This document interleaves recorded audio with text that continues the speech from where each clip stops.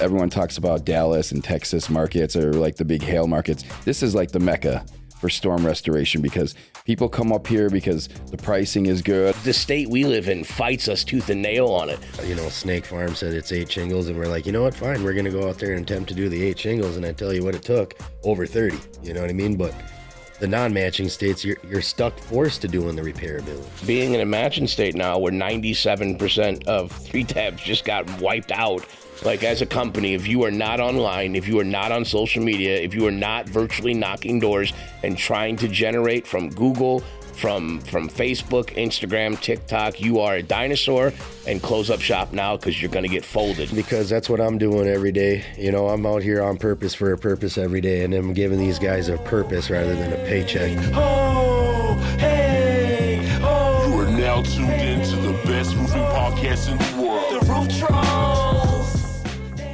We're on, right? Are we alive? Baby, Yeah, let's yeah, do it. Yeah. Woo! Roof Trollz. Here we go. Let's go. Hell.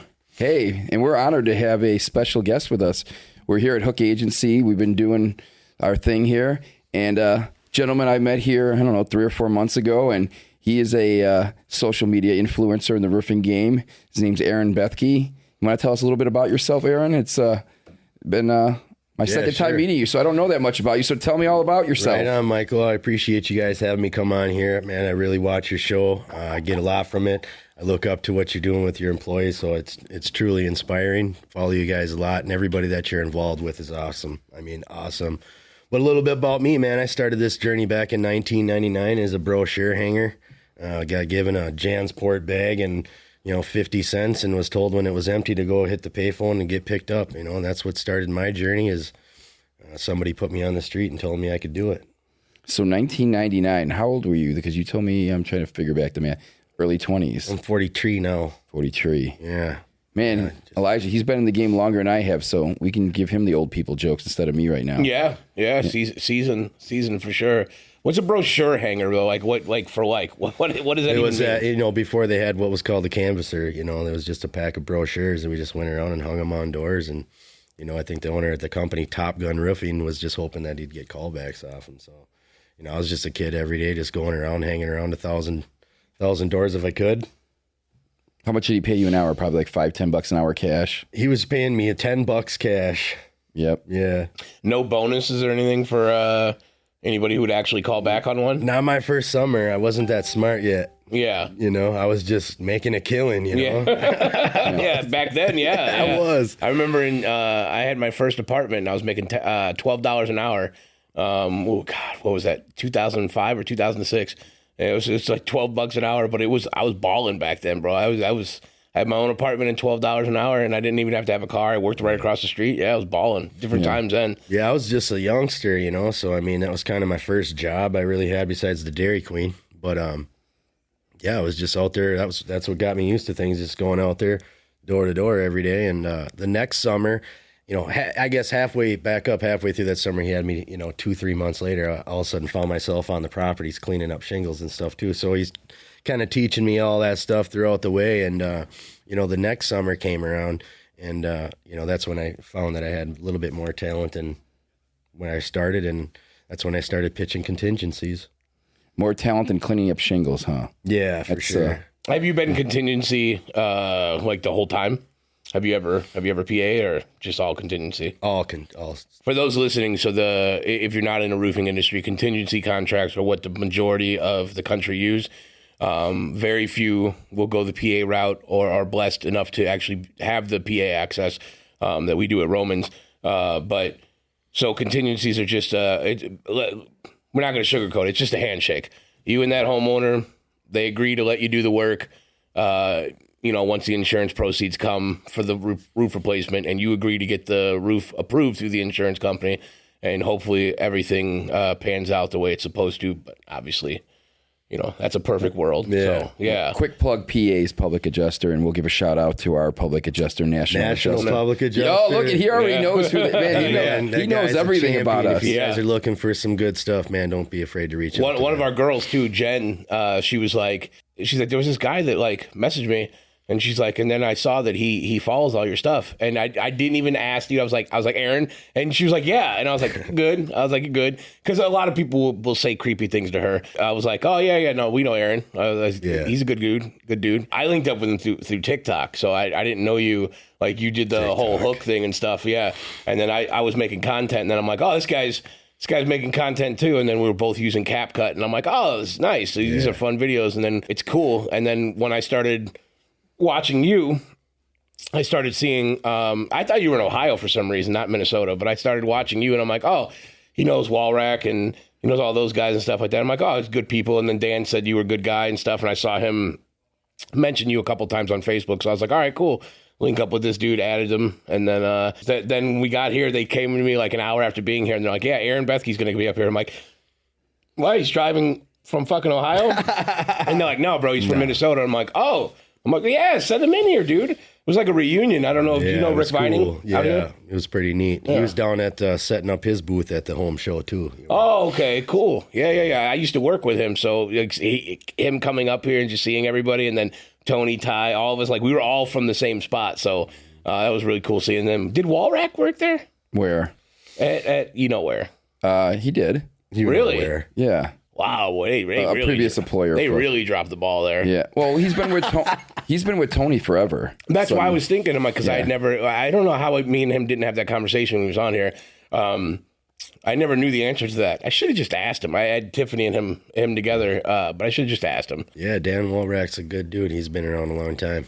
I couldn't believe that. 1999, he said. Mm-hmm. Yeah, that is. I was Minnesota. 13. That was 1998 was like the first big hail event that came to the lands here in Minnesota. And that's really what tipped off the industry is 1998, 99. That was the first big banger. Well, I was telling Sydney previous to this that everyone talks about Dallas and Texas markets are like the big hail markets. This is like the mecca for storm restoration because people come up here because the pricing is good. I mean, it's not like you're chasing, 1%, 2%, 5% deductibles. I mean, you're still kind of normal deductibles, probably $1,000, $2,000 deductibles up here. You get big storm, like big hail up here. I mean, you get some, the pricing's very high up here. Also, what does Minnesota offer that we don't have?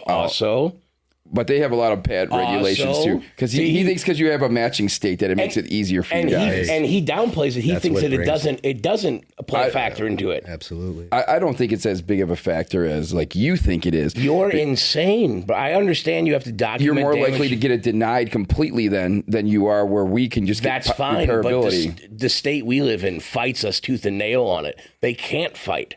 Like once they, but they won't acknowledge damage here then. Whereas at least by us, we'll get 6 shingles. I know it's going to be hard not to acknowledge. That's what damage. we did today. We had 8 shingle. Snake Farm said it's 8 shingles, and we're like, you know what? Fine, we're going to go out there and attempt to do the 8 shingles. And I tell you what, it took over 30. You know what I mean? But the non-matching states, you're forced to doing the repairability. You know what I mean? And that's the way it should be, I think. That's fine. Yeah, I don't see it as a problem. I mean, we're building up a service department to do all that. Right. So I mean, sure, why not? I mean, because think about this. If the person really only needs a repair and we can really do the repair, I mean, that's still a happy customer at the end of the day. And now we're not just some shady storm chaser. Like we're a legitimate roofing company doing right by the customer as opposed to just trying to, get every dollar we can out of the insurance company. Let's make our customers happy. Are you guys geared up for like what's about to happen? Like, are you guys familiar with all, the DCs? All the discos and all that stuff. Like, are you guys familiar with all that? The 3 tabs? Super season there. Bro, it's about to be unbelievable. They just dropped 2 more colors from GAF too. So, but. Dude, 3 tabs even exist here anymore. I don't rely on all those things. I rely on my expertise to get things approved. Well, but being in a matching state now where 97% of 3 tabs just got wiped out, that's pretty awesome. Yeah. You're one storm away from doing some pretty amazing things, Mm-hmm. You might have to come up here if they do have some. I don't think you guys have any 3 tabs left, though. You've had so many storms the last 20, 25 years. I would be shocked if you have, I don't know, you said 97% of 3 tabs are gone. 97% of your 3 tabs. I'm throwing that number out there, but it's a pretty high number. Yeah. So no, it's probably accurate. Yeah, 97%. So I know OC discoed completely. The Certainty XT25s, they got a couple of them out there. Ico is the Marathon. They're only making two colors. weathered gray and dual black. And then for the Royal Sovereign line, which is the GAF shingle, the 3-tab that they're making now is weatherwood and nickel gray. It's some type of gray. Yeah. So like that's it. That's the only ones that I know of. Tamco has like 1 or 2, but nobody's putting Tamco on any roofs, not around our area at least. It was funny when we were at Door to Door Con and we're driving through Salt Lake City and seeing all the 3-tabs. So they don't get hit by a lot of hail or have a lot of storm damage or anything like that. The one guy was there were telling 3-tabs. They just got their first storm. Yeah. Well, the one guy was telling us at the dinner. Not only did they just get their first storm, but there's only like four roofers completely like in Utah. That's it. There's just not a lot of roofing companies because 1, they don't get a lot of storms, and then 2, I guess the hold that they have on contractors with the regulations inside of Salt Lake City make it extremely difficult for them to maneuver around with homeowners. They're like, it's like a miniature Florida is basically what they got going on up there. Is what the guy at the dinner was telling us. The one that's going down to Kentucky to open up a business. I forgot the gentleman's name. We should find someone from Iowa and bring him on the podcast because Iowa, the government's got these weird things going on. I don't remember exactly what it is, but it's a nightmare for contractors to like get replacements through the insurance company because basically everything's repair. I mean, it's just strange regulations that Iowa's done. So all the roofing contractors are going out of business out there and they're down to like 35 or something crazy. I don't know, but we should find out more about that because the more you know about all the different states, and Minnesota has some funky regulations too that are going on. Like you have to provide an estimate. Like a good faith estimate. Yep. You got to provide an estimate. So Riffle, shout out to you guys. Mike, he can give you an estimate in 30 seconds. I would say 30 minutes, 30 seconds. Yeah, Roofle's dope. It's easy to use. That's what we use. It gets us in the door. It's compliant to what we're doing. If we need to provide a change order in the middle of the process because we discover more than just roofing issues, we do that, But are you signing the contracts with Riffle now too? That new feature they have where you can sign through their portal. With that yet? No. We had to revamp our entire website. We're in the process of doing that right now. It's going to be down for a few weeks, but we're really showcase the spotlight on Roofle. I think that that's like a next level tool that it's good for homeowners. Like it's great for us as contractors. Like we understand that, but I don't think the homeowners realize the benefit that they're about to have with that. Dude, 30-second estimates. Yeah. The days of waiting 2 and 3 days, 4 days or over a weekend for an estimate. Yeah. These guys are like literally like just spitting out estimates so quickly. It's amazing. And then a homeowner can go on there and you get your good, better, best pricing. Yeah. And then they already know before we even come out to them that this is what the costs are going to be. So like they genuinely can show an interest, and then you could gauge them on how serious they are as potential clients based off of if they pocket those prices or not. But if they're in, then your foot's in the door.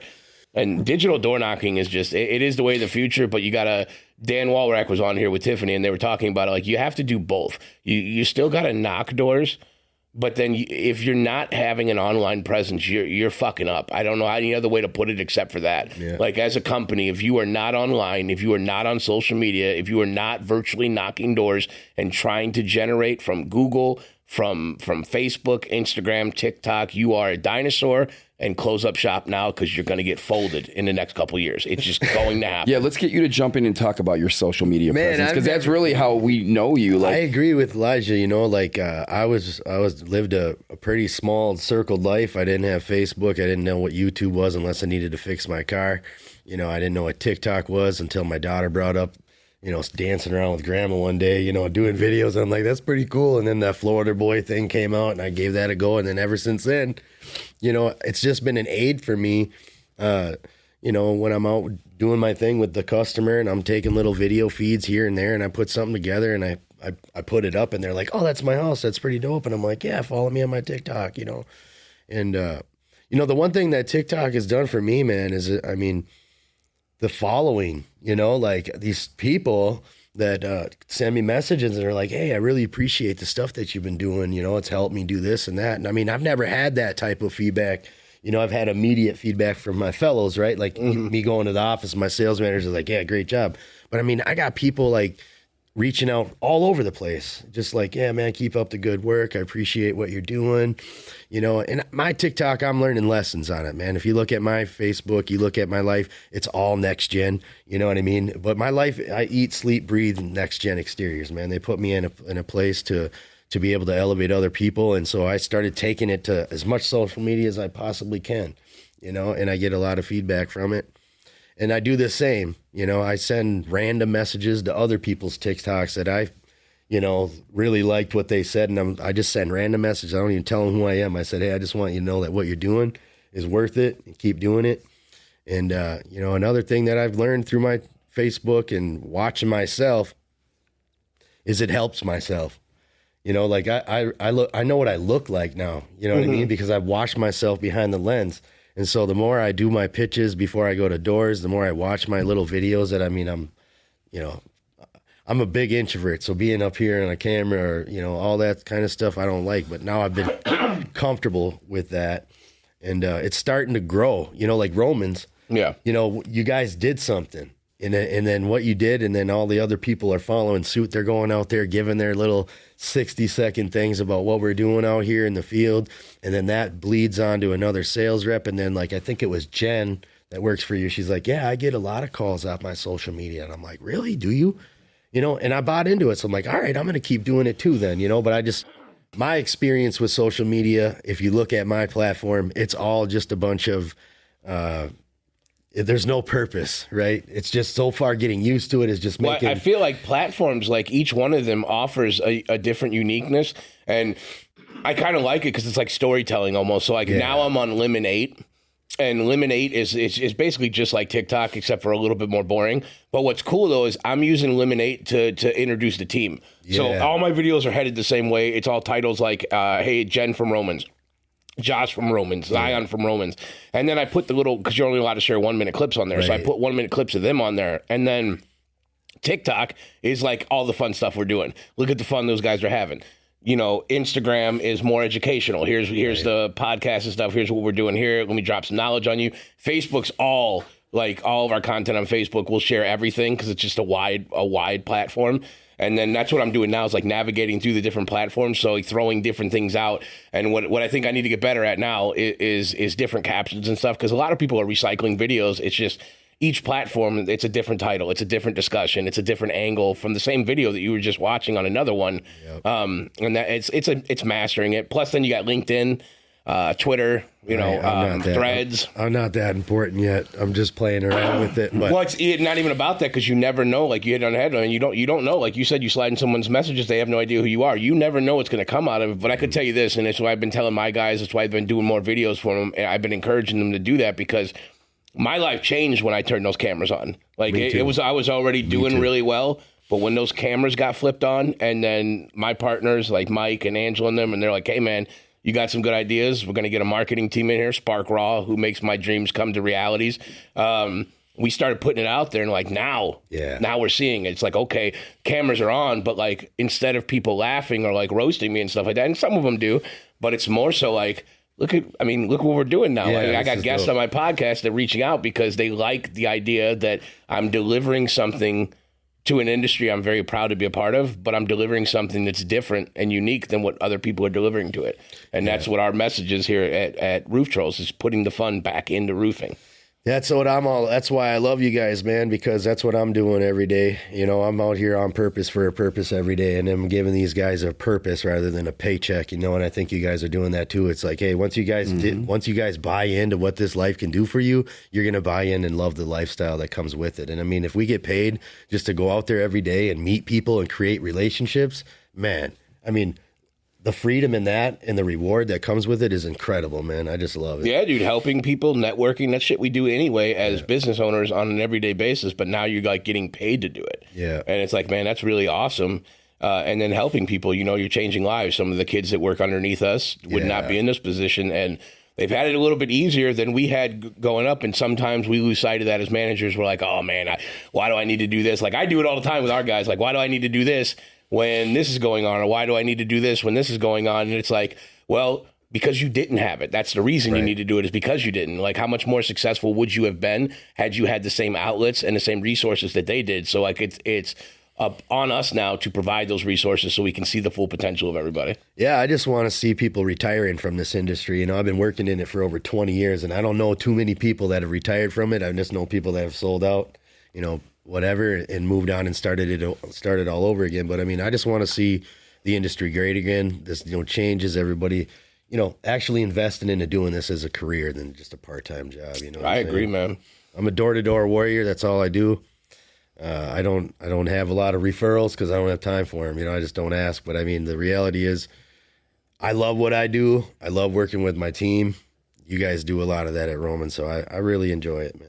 Man, your sales guys need to just follow up behind you and get all your referrals then, because there's probably pots of gold at the end of those. I mean, as much as you sell, and if you're not getting any referrals, man, there's don't get me wrong. I was gonna say there's so much money back there. I get some referrals, but I mean, I'm not afraid to say when I go into an area, I mean, I'm planting 7 seeds, and they can come in and. I don't have a limit. Like if I go in up to Aiken, Minnesota or something where the last storm was, or Cross Lake or something like that, and I'm going up there, I'm putting 5 signs in the ground and I'm saying, hey, this is where you guys need to go, because we always go back to the yeses. You know what I mean? So tomorrow morning, you go back, you talk to one of our customers, that's ours, and you start from there. So, I mean, I'm planting seeds, working hand in hand with these guys every day. And, That's awesome, man. We always like hearing some of the people in the industry that don't have a spotlight on them and like what they're doing and try to aid in that spotlight. I wish we had more time, dude. Like, it sucks. We got a flight to catch here in like an hour and a half. And it's all good. It was like last minute. They're like, Aaron's coming in here. I'm like, oh man, all right, well, let's get him on here at least. Like, show a little love to him. Yeah. We'll get together again. Yeah. Oh, dude, no, that has to happen. You need to come down to Indiana. Yeah. I'm telling you, come down there, dude. Set it up and do wall rack, and then we're talking about coming down there. They haven't seen the office yet. Like, we'd love to host you guys, have Revens out there, and maybe we do some like Gauntlet podcast. Like, we'll be the first ones ever. I know Will's gonna lose his mind right now, but we'll be the first ones ever to line up 8 cameras and just throw 12 dudes on a podcast around a night table, and let's go hard. Let's go hard. Let's go live too. So whatever happens. Oh, bro, I would love. I know you've been talking about that. We are going to do a live podcast eventually, just not right now. But a live one would be cool. Maybe. Hey, you know what? Maybe the next time we shoot, maybe we do one live. I don't know. Yeah. We'll have to look at what that entails, like how all the tech stuff. They'll figure it out. But yeah, we're losing track again. But I don't want to be late for our flights. So. I'm almost to 1,000 followers on my TikTok. If y'all can look me up, it's Aaron T Bethke. Hey. Come join the What journey. about Instagram? What about the other ones? It's all on there. It's Aaron T Bethke. All right. Yeah, give my man a follow. Also, Aaron, while you're on here too, go on to Apple Podcasts or YouTube, subscribe to our channel, and then go to Roof Trollz. Anybody listening to, I hate doing it. I know it's annoying, but we got to put our name out there. It's the only way the algorithm will be more beneficial to us. Please leave us a 5-star review and actually put a comment in there on if you've ever gotten anything from us, or if you just enjoyed the podcast, or, if you think it's shit, it is what it is. But, we're happy to have you on here, man. I wish we had more time. Got to catch this flight, but, yeah, buddy. Either way, though, dude, it was nice having you on here. So, as always, guys, we'll see you on the next one. Roof Trollz.